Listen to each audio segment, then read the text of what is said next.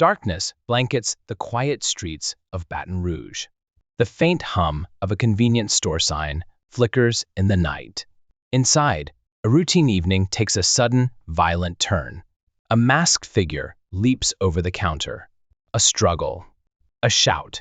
The cashier stumbles back as the register flies open. In mere seconds, the intruder grabs a handful of cash and disappears into the night. Minutes later, sirens slice through the silence. A man is stopped just 2 blocks away. He's got cash in his pockets. No weapon. No mask. No red hoodie. His name is Marcus Reed. And tonight, he's not just a suspect, he's already guilty in their eyes. This isn't just another crime story. It's a case that reveals the cracks in a system built on perception, not proof. A case where justice and bias stand on opposite sides of the courtroom. And the judge? She knows the accused better than anyone. Because years ago, before the robes, before the gavel, she was his friend. What happens next will make you question everything. It all started at a small convenience store on the outskirts of Baton Rouge. The kind of place where locals stop for late-night snacks, where security cameras are old, and where trouble is rare but not impossible. That night, the cashier was going through his usual routine, scanning items, handing out change. Then, just as the clock struck 11, the door swung open. A man stepped inside, hoodie pulled up, hands in his pockets. A brief argument broke out between him and the cashier. Heated words, raised voices. Then, without warning, the man lunged over the counter. A struggle. The sound of a register being yanked open. The cashier barely had time to react before the intruder grabbed a fistful of cash and bolted out the door. By the time police arrived, the suspect had already vanished. The only evidence? A shaken cashier, a blurry surveillance tape, and a single description, a man in a red hoodie. Officers fanned out, searching the nearby streets. Just 2 blocks away, they spotted someone walking alone. A man. Same build. Same complexion. Cash in his pockets. They stopped him immediately. No questions. No hesitation. Just one assumption. They had their guy. His name? Marcus Reed. But there was one problem. He wasn't wearing a red hoodie. In fact, there was no hoodie at all. No stolen goods. No weapon. Nothing that tied him directly to the crime. Still, he was arrested on the spot. Because sometimes, in the eyes of the law, resemblance is all it takes. And so, within hours, Marcus found himself sitting in a holding cell, accused of a crime he swore he didn't commit. By morning, the case was already moving forward. Prosecutors were building their argument. Witnesses were preparing their statements. And in courtroom 3B, Judge Vivian Carter took her seat, flipping through the case file. Then she looked up, and for the first time in years, she locked eyes with the defendant, Marcus Reed, a man she once called a friend. Courtroom 3B was silent. All eyes were on the prosecution. The case against Marcus Reed seemed straightforward, at least on the surface. A robbery, a fleeing suspect, an arrest just blocks away. But when stripped down to the facts, the cracks in the case became impossible to ignore. First, the surveillance footage. The grainy black and white video flickered on the courtroom screen. A shadowy figure moved across the frame. The quality was so poor that facial features were impossible to make out. The only defining trait? A red hoodie. Prosecutors argued that Marcus matched the build of the suspect. But the defense countered with a crucial detail. When Marcus was arrested, he wasn't wearing a red hoodie. And the police? They never found one. Where was it? If Marcus had truly been the robber, wouldn't the hoodie be the most damning piece of evidence? Then came the witness testimony. The store cashier, Henry Wallace, took the stand. He described a man who fit Marcus's general description. But under cross-examination, his confidence wavered. He admitted the store was dimly lit. The suspect's face was partially hidden by the hoodie. And most importantly, he wasn't completely sure. Doubt crept into the jury's minds. Then, Officer Ryan Cole testified. He explained why he arrested Marcus just 2 blocks from the store. To him, it was simple. Marcus looked like the suspect. He had cash in his pocket, and he was in the area at the right time.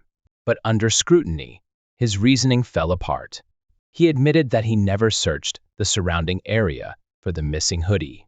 He never asked Marcus where he had been before the arrest. He didn't check security footage from other businesses along the way. No effort was made to confirm Marcus's story. To the police, Marcus wasn't a person. He was a suspect. And that was enough. Finally, the defense introduced a critical piece of evidence: the timestamps on the surveillance footage. A forensic expert revealed something shocking. The timestamp on the video had been altered. It was off by several minutes. That meant one thing: Marcus might not have even been near the store when the robbery happened. A murmur spread through the courtroom. For the first time since the trial began, doubt wasn't just present, it was undeniable. Judge Vivian Carter sat quietly, listening to the arguments unfold. But deep inside, something else was happening. A memory. A feeling. She had known Marcus Reed once. A long time ago. And back then, he had been more than just another name on a case file.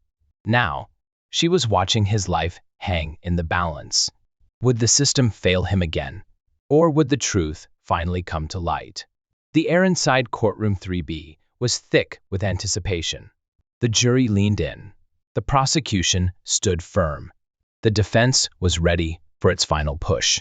And at the center of it all, Marcus Reed sat silent, his fate hanging in the balance. The prosecutor, Jonathan Mills, delivered his closing argument with conviction. He painted a picture of a desperate man, someone who needed money, someone who saw an opportunity and took it. A man arrested just 2 blocks away, with cash in his pocket, fitting the description. It was simple, he argued. The evidence pointed to one conclusion: Marcus Reed was guilty. Then, Naomi Brooks stepped forward. The defense had one final chance to dismantle the case. She didn't raise her voice. She didn't need to.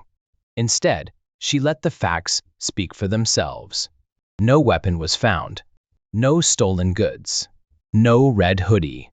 The only thing connecting Marcus to the crime was a vague description, and a broken system that saw what it wanted to see. She turned to the jury. If Marcus Reed were a different man, if his skin were a different color, would he still be sitting in this courtroom today? Silence. Judge Vivian Carter shifted in her seat. She wasn't supposed to feel anything. Judges were meant to be neutral, impartial. But she knew the answer to that question. And she wasn't the only one.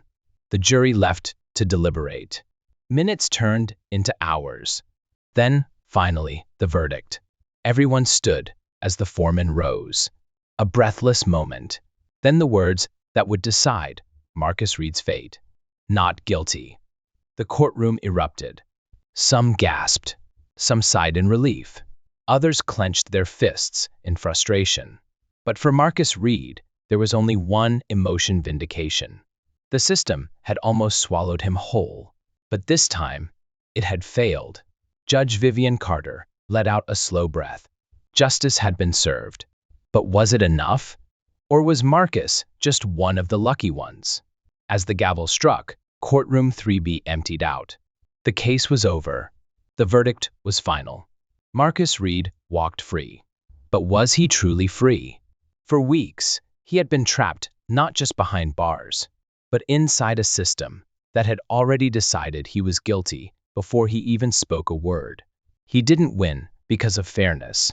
He won because his lawyer fought harder, because the evidence collapsed under scrutiny, because, for once, the system's cracks were exposed at the right time. But how many others weren't so lucky? How many people had been accused, convicted, forgotten simply because they looked like the suspect?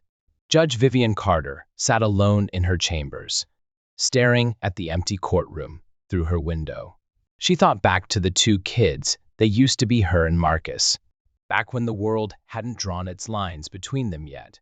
She had spent years believing in the law, believing that truth and justice would always prevail. But today, she saw the truth. Justice wasn't blind. It just turned away when it was convenient.